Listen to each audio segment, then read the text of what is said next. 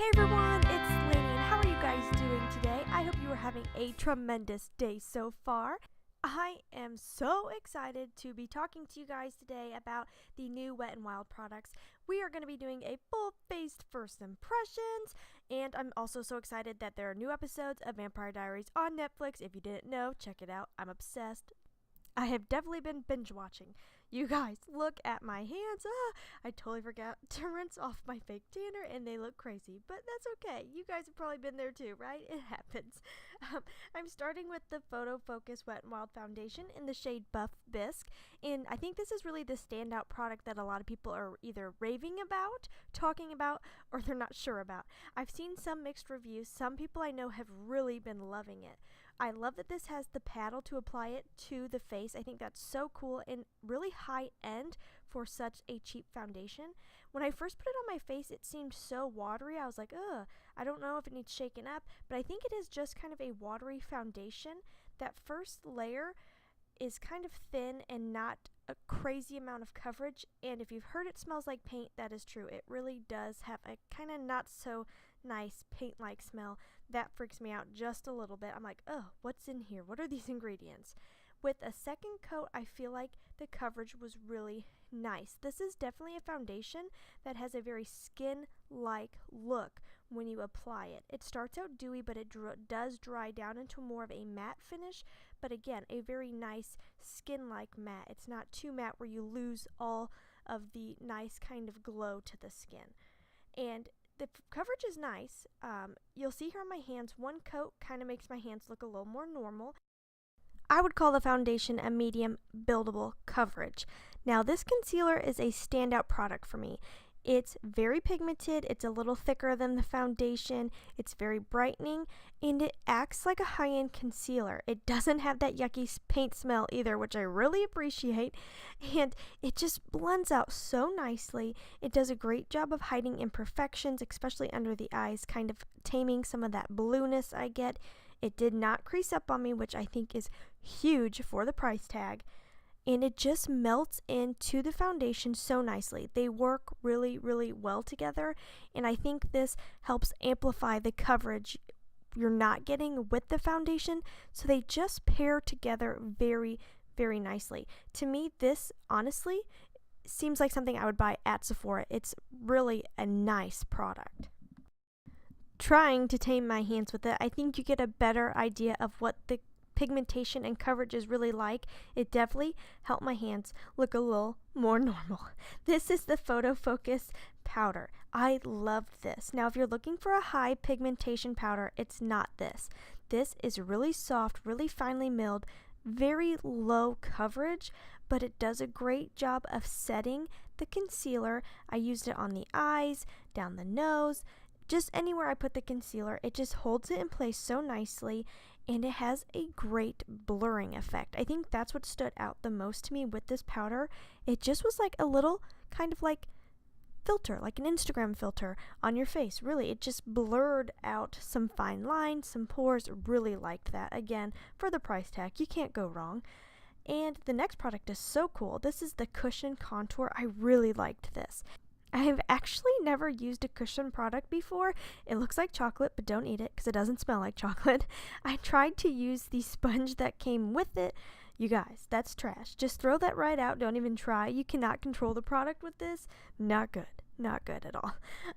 But the color is so nice. It reminds me so much of the Hoola bronzer because it is a little bit warm, but it's still cool enough you can definitely contour with it. For me, this is one of those that's kind of bronzer slash contour. If you like a really cool tone, this is not something you'll probably love because there is a warmth there, and as you wear it, at least on me throughout the day, it did warm up a little tiny bit more, but it blends out like a dream and the pigmentation is there.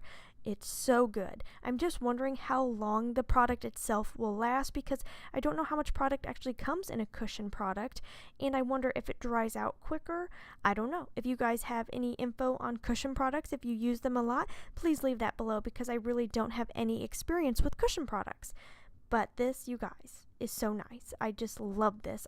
I would definitely repurchase this one. I don't know. This one for me was like, ooh, I've got a new contour product. in his house. And just throw the little sponge in the trash. It's horrible. Really, don't even try. I promise you, it's not worth it. It's not worth it. I'm just brightening and kind of cleaning up my contour with that photo focus powder.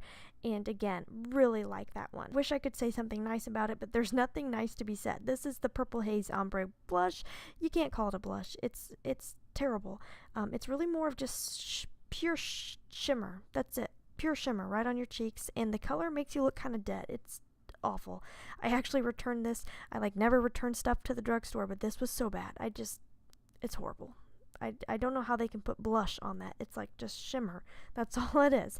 I was trying to fix it with some of that powder and get rid of the shimmer, but I could never totally get it to calm down. It's just terrible. I sprayed a little more of my Smashbox primer water on my lids before using this eyeshadow trio. Oh my gosh, this is the one I'm getting sunburned. Oh, it's so good. These are like foiled eyeshadows, especially the gold and the purple. Feel exactly like foiled eyeshadows. I mean, like Makeup Geek foiled eyeshadows. I didn't want to use anything besides Wet n Wild products, so I'm working with what I've got in the trios. Trios never have a really good transition shade or can give you really that full look, so I am just sticking to the 3 colors in there and trying to make it work. I don't hate the way it turned out, but you know, it could have been better. These individually are great. All 3 together, they're okay. But individually, these are really nice eyeshadows, especially that gold and purple. I mean, oh, look at that. Unbelievable. The gold and the purple to me feel exactly like a Makeup Geek foiled eyeshadow. I want to point that out. I mean, they feel like butter. It's amazing. And for my eyes, I'm just mimicking that halo effect on the bottom lashes, just like on the top lid. I realized I forgot any brow products, so I'm just using that darkest brownie color in the trio, making it work. Hey, it didn't look too bad. These are the new Wet n Wild gel lip liners, and they are amazing. I recently had a bad experience with Maybelline lip liner. It was terrible. I mean, you had to practically rip your lips off to try to get any color onto your lips.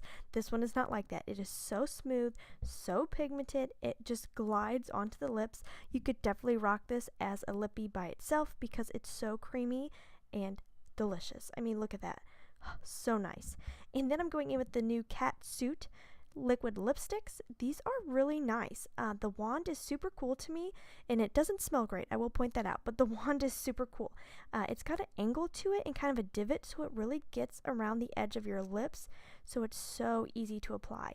They do go on very watery. At first I was like, ew, what is this? It was so watery, but it does dry down into a matte finish, a very nice matte, but it does stay tacky. You'll see later as it's dried down, my lips are still a bit tacky. This is the Wet n Wild liquid liner. I've talked about it before. That's not a first impression. It is my favorite for winged eyeliner. Then going back in and smoking out the outer edge to blend in with my massive wing because I went a little heavy-handed. This is the amazing highlighter Lilac to Reality. Oh my goodness, you guys, look at that. That to me is like up there with like Anastasia Beverly Hills. I mean, it is so reflective.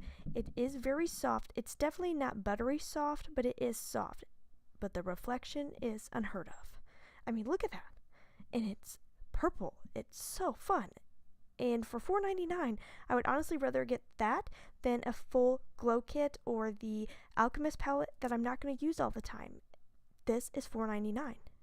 Hello, that is a steal. And if you can't tell, I am a little impressed with this. I mean, the way the light is catching that is just unheard of. For a drugstore product, I am truly blown away. This is the Max Fanatic Mascara by Wet n Wild, and you guys, I wanted to like this so much because I usually like the wands like this. It's like the butterfly wand.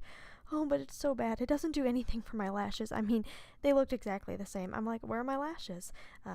This is not good. So I returned that also because it did nothing. For $5, I would rather do the Carbon Black Mascara. I've been wearing this Wet n Wild foundation all day. It still looks really, really nice. I'm not overly oily, and I don't have that yucky feeling from cheap foundation. Thank Thank you so much for hanging out with me today. I hope you guys enjoyed the video. If you haven't subscribed, please subscribe and make sure you follow me on Instagram and Twitter. And as always, you guys, please try to stay positive because at the end of the day, that is truly all we can try to do. Thank you so much for watching. Have a wonderful day.